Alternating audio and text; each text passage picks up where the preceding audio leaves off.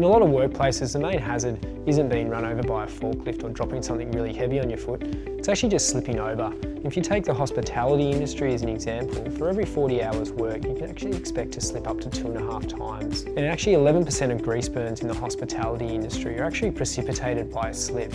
So if someone's walking along, they slip, they reach out and grab something and they grab the fryer or the hot plate. So what we've done in creating the traction control range is to create a range of footwear that's specifically designed to reduce slips in the workplace.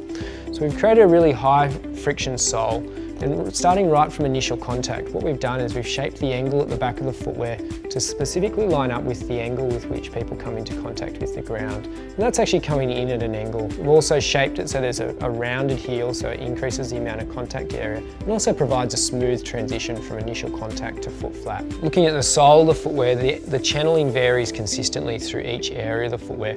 Based on the rollover pattern or the pressure dispersion pattern of the foot, we really want to maximise the contaminant or the fluid dispersion out from underneath the foot.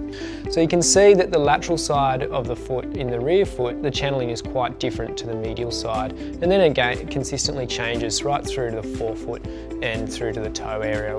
What we have also is 3 distinct levels of channeling. So we've got our primary channeling, which is very deep and very large to really remove the bulk of the contaminants out from underneath the sole of the foot. We then have secondary channeling, which provides further fluid dispersion or contaminant dispersion, provides an increased number of leading edges. Then we have tertiary or very micro channeling to provide further leading edges and further fluid dispersion. This also helps create independent pods which can sort of move and articulate to the surface to really maximise ground contact area on the subtle undulations on tiled or lino surfaces.